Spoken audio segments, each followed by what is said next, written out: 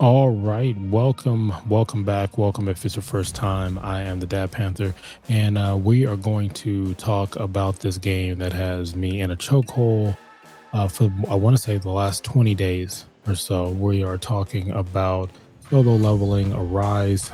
It is a mobile PC game, gotcha style. If you know, you know.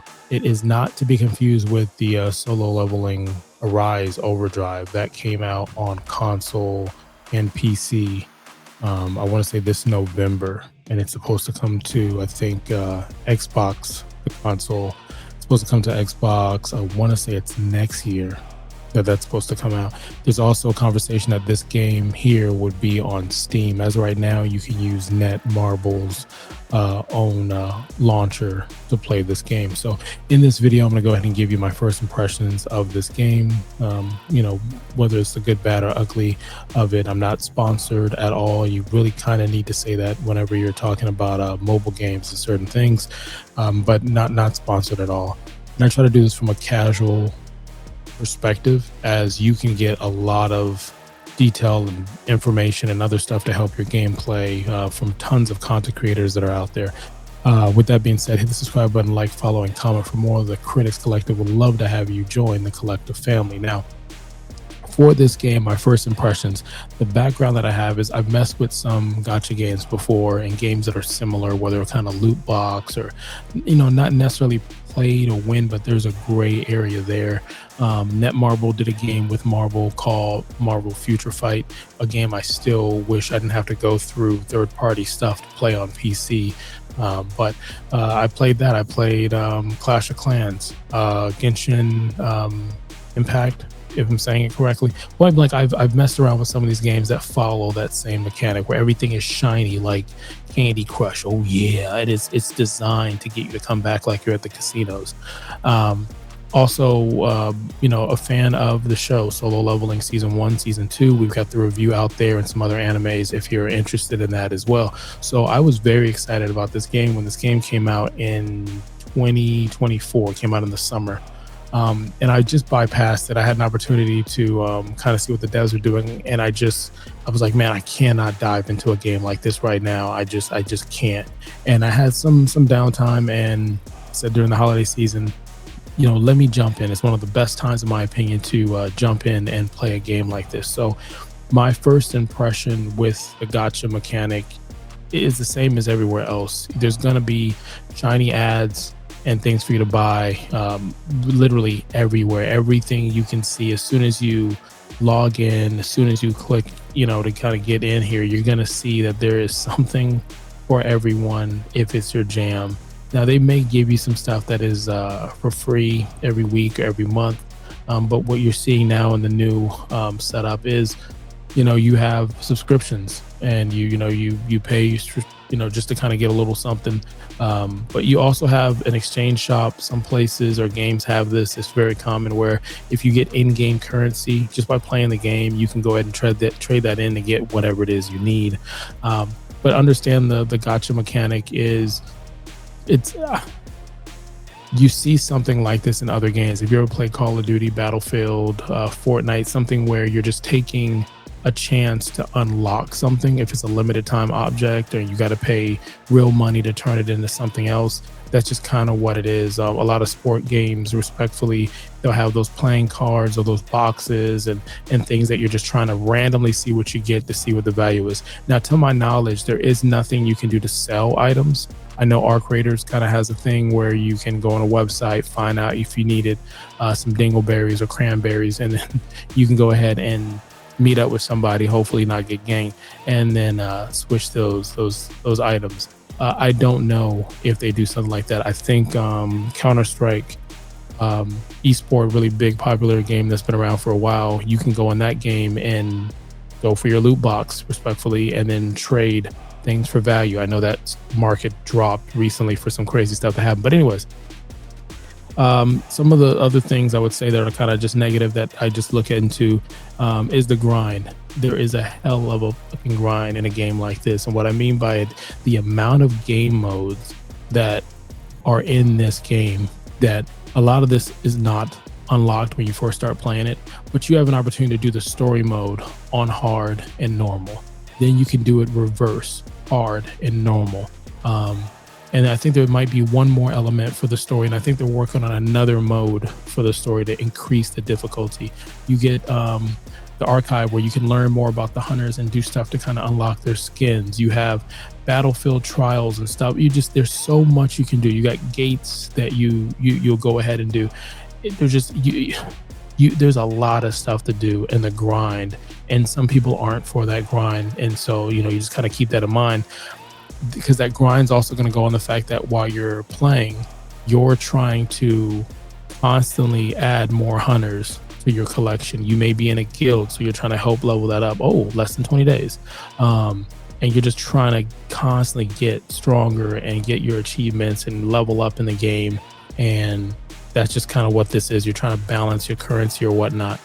The game is going to refresh at a certain time every day.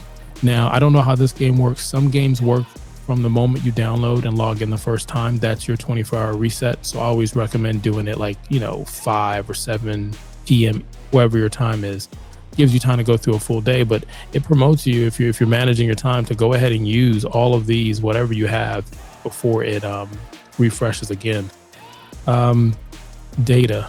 Yes, it's on mobile, but it will take your data. It's an online only game right now. There is rumor that they're working on an offline game. Oh my gosh, if they do an offline game for this, they may take my money, honestly, because like the amount of data that I go over because I forget that it's online, I might as well become a whale at this point, or at least a dolphin, at least a baby dolphin.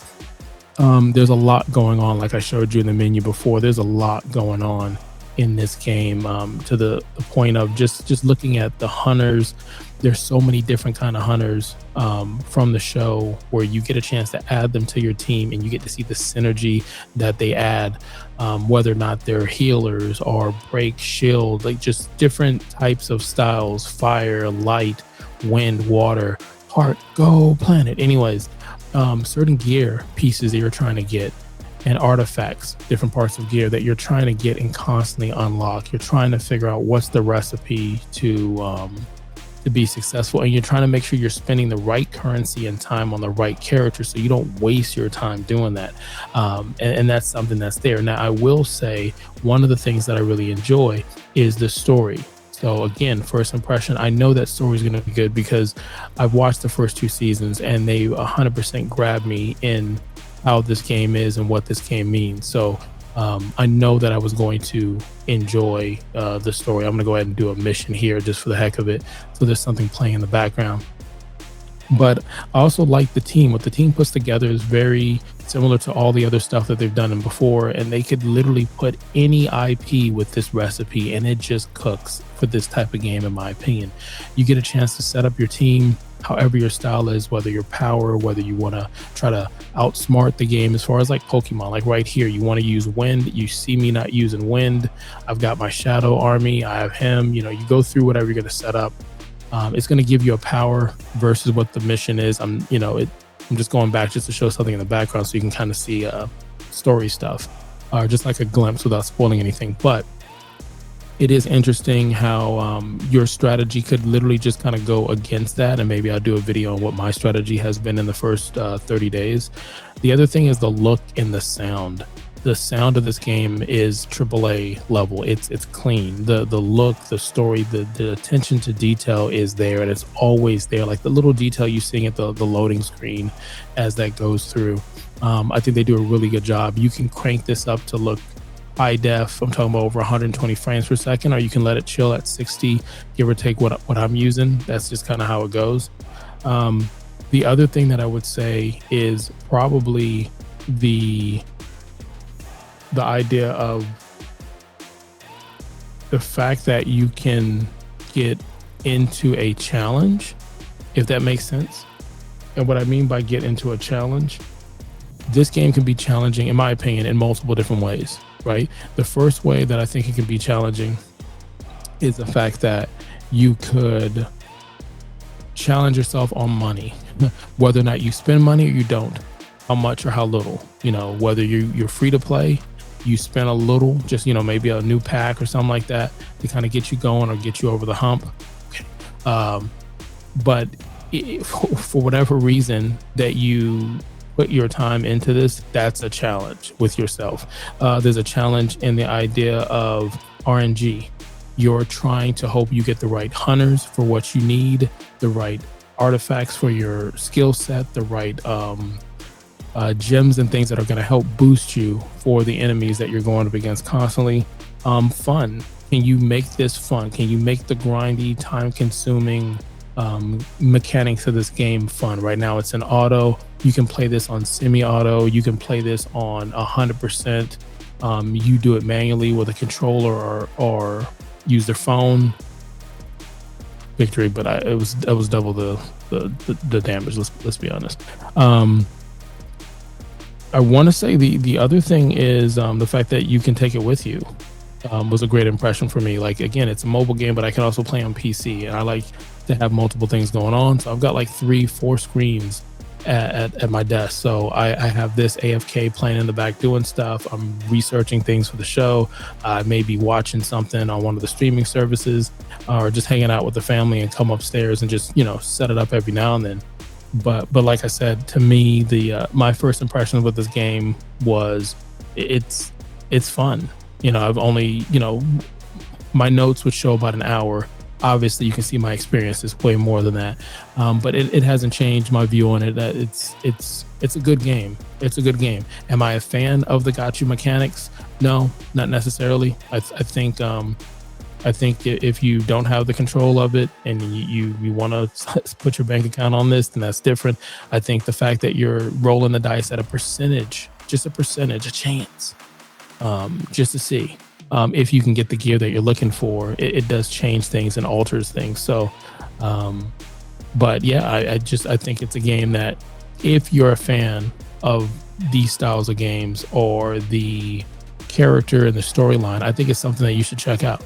Honestly, like I said before, I'm gonna try to come back and showcase maybe some tips or what I do to play games like this. And if you're thinking about trying this game, you're thinking about playing this game, you're like, man, I might want to play it. I might want to see what this game is all about. I probably would recommend, if I give you a tip going into like another video for tips, I would say do your homework by watching other streamers and content creators. Find out, is this a game that you're going to like? What's the difficulty? What's the strategy of this game? And if you watch people play it and you watch the research on it, the metas and stuff like that, and you like that, then give the game a shot. And I would say if you're a new player or a player that's coming back to the game, there are times that are really good to play this game. And I tell people all the time, when a new game like this launches, it's the first week or so it launches is a good time. Year anniversaries. Another good time to pick up a game like this would be, in my opinion, holidays, like big ones. So like October, where you're looking at the fact that you're playing and you're getting like some themed Halloween stuff. The sweet spot is maybe a week or two before Thanksgiving, because if you get the game at that time, there's a lot of stuff that this game is going to give you, because they want you to be here. They want to entice you to spend money and spend hours in here, especially with no ads. The other thing I would say is, if you're a new person, lock in for those 20-30 days, because the game is going to give you that feel good, because they want you to come back, and you can like double, almost like over triple your RNG and your XP by just going that route. Now, you could have been anywhere in the world and you chose to be here. I greatly appreciate that. Until next time.